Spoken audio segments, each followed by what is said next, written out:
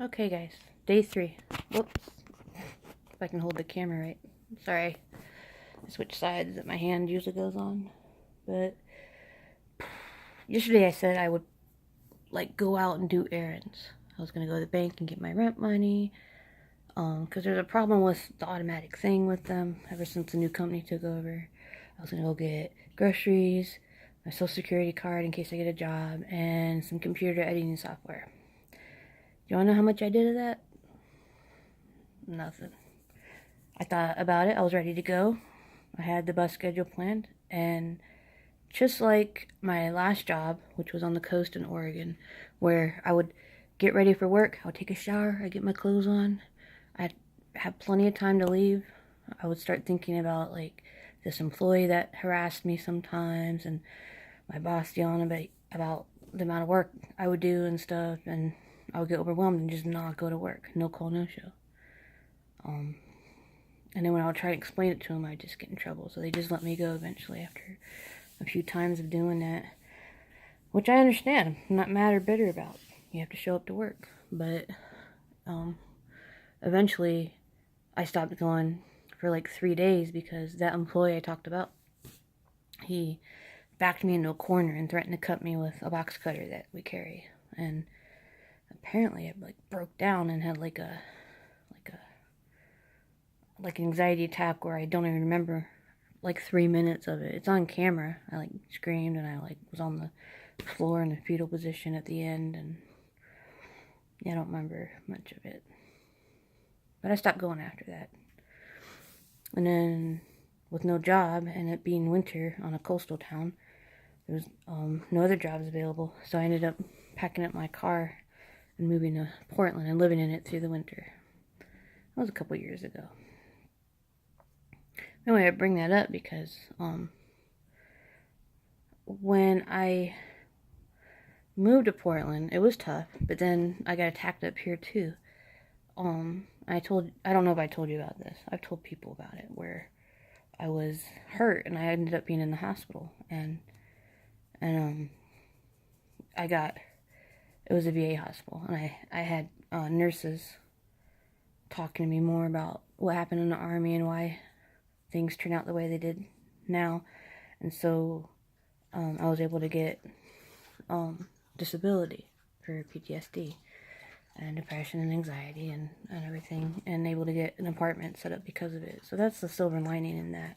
And ever since then, I really haven't, I've had instances, but it hasn't been a daily thing until lately. Because if you think about it, in 2015, between 2014 and 2015, I was in the hospital 3 times for depression. But none since then. None since I moved to Portland and got my apartment and everything set up.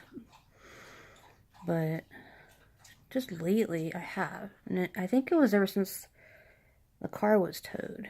And I know it sounds dumb, but it gave me security that anytime I fell behind on rent, I could go out and drive for Lyft. Even though I didn't always like it, I could make $100 in a night and come home. Some nights I would make 200, and then I could just make up the rent money. And not only that, but I could eat better food than what I'm eating right now. I'm eating Doritos and ramen noodles and stuff. And back then I could drive to the grocery store and get the good stuff and not worry about the electric bill or pet food or. So anyway, yesterday I was gonna go out and do all those errands, but I became overwhelmed again. So it's a daily thing again. When you have anxiety, one little thing, you start thinking about all the bad things that could happen, 30 or 40 or 50, and then it just overwhelms you. So I was all ready to go this morning, I just didn't do it, which is a letdown, because I told you guys I would. Maybe when I was talking about all the goals I have, when I was talking about baby steps, maybe I should have paid attention, because I know myself, and I'm always the one that snaps out of it and kicks my butt in gear, but you can tell it's not time yet. I've never been addicted to anything, but I've had people and family that have, and I know that you can't force them to go to rehab. They have to be ready. Just like people with depression. You can't force them to talk until they're ready. It's the same, I guess, with me. I know all the steps to be, financially independent. I know all the steps to diet and exercise. The passion I was talking about yesterday that I haven't had in a while, I need to find it again. I can start, instead of beating myself up, maybe complimenting myself just for little things. Like today I took a shower. And I know that seems like a very small thing. It's basic hygiene. You guys do it every day. Sometimes you do it twice. Well, I hadn't done it in like 2.5 days. And even though there was down things too, like I told you I would clean the house by the end of the week.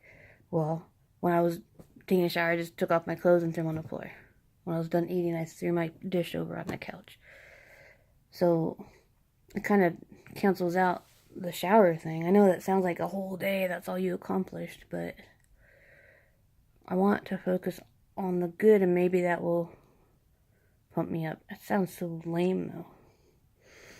Maybe instead of just babying me, I should get out of my comfort zone and try more things and push myself and get out of the house and clean the house and apply for jobs instead of talking about it.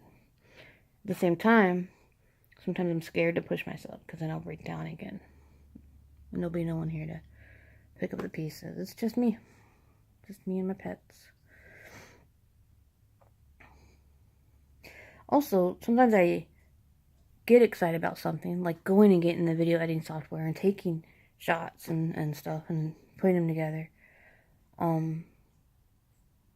Maybe I should embrace that moment. Like, go do it then.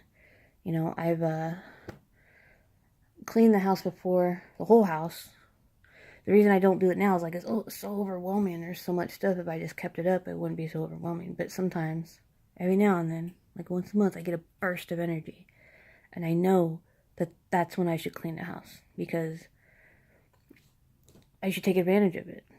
I don't know where the energy comes from. It sometimes lasts a few days. And I should just roll on that high, Well, I just wanted to... I'm not ever going to lie to you guys, so I just wanted to let you guys know today I didn't do everything I said I was going to do today on yesterday's video. But I will try again. I took a shower. I stayed up late too, so maybe tonight a goal will be to go to bed on time and prep. So like get my clothes ready, look up bus schedules, see what time I need to leave. Yeah. And maybe not have to do all 4 of those things. Yeah. Maybe just at least go to the Social Security office, and then maybe, I don't have anything here besides my phone to look for job apps, so on the way to the grocery store, like the bus will let me off near my house again after I get that card. And between the grocery store and my house is a library, about half a mile from my house. So maybe I can, on the way, go see about, like, using their computers and stuff. Maybe just, like, a scouting expedition. Just see what they got. Get a card. I don't have a card. I think I did when I first got here.